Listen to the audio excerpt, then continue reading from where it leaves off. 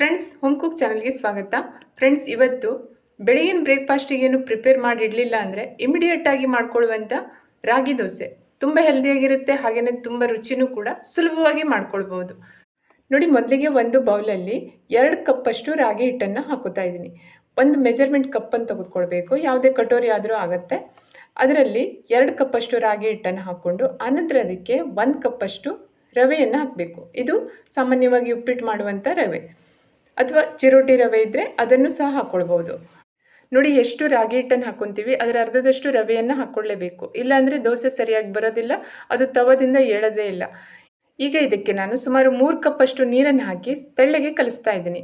ನೀರು ಥರ ಆಗಬೇಕು ನೋಡಿ, ಆ ರೀತಿ ಕಲಿಸ್ಕೊಳ್ಬೇಕು. ಇದು ಸ್ವಲ್ಪ ಹಿಗ್ಗಿದ ಮೇಲೆ ಮತ್ತು ಸ್ವಲ್ಪ ದಪ್ಪ ಆಗುತ್ತೆ. ರವೆ ಮತ್ತು ರಾಗಿ ಹಿಟ್ಟು ಎರಡು ನೆನೆಸಿದ ಮೇಲೆ ಸ್ವಲ್ಪ ದಪ್ಪ ಆಗುತ್ತೆ. ಅದಕ್ಕೆ ಇದು ಸ್ವಲ್ಪ ತೆಳ್ಳಗೆ ಕಲಸಿ ಇಟ್ಕೊಂಡು ಬಿಡಬೇಕು. 10 ನಿಮಿಷ ಇದನ್ನು ಮುಚ್ಚಿ ಹಾಗೆ ಬಿಡಬೇಕು. ಈ ರಾಗಿ ದೋಸೆಗೆ ಒಂದು ರುಚಿಯಾಗಿರುವಂಥ ತೆಂಗಿನಕಾಯಿ ಚಟ್ನಿಯನ್ನು ಮಾಡ್ತಾ ಇದ್ದೀನಿ.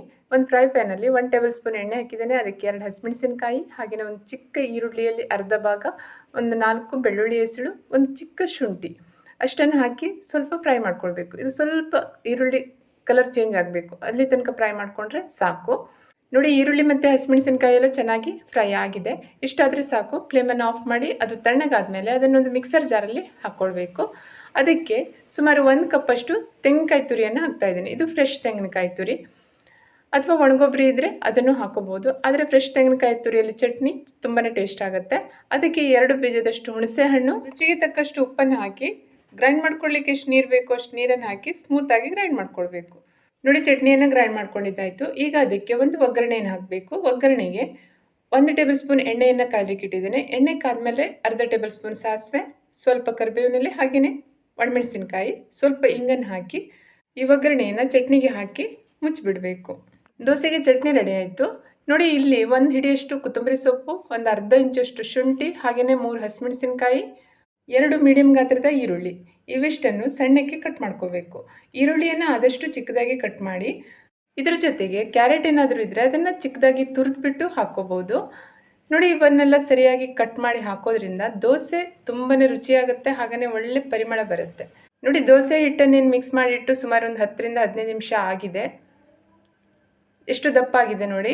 ಈಗ ಇದಕ್ಕೆ ಕಟ್ ಮಾಡಿಟ್ಕೊಂಡಿರುವಂಥ ಈರುಳ್ಳಿ, ಹಸಿಮೆಣಸಿನಕಾಯಿ, ಶುಂಠಿ, ಹಾಗೆಯೇ ಕೊತ್ತಂಬರಿ ಸೊಪ್ಪು, ರುಚಿಗೆ ತಕ್ಕಷ್ಟು ಉಪ್ಪನ್ನು ಹಾಕಿ ಸರಿಯಾಗಿ ಮಿಕ್ಸ್ ಮಾಡಬೇಕು.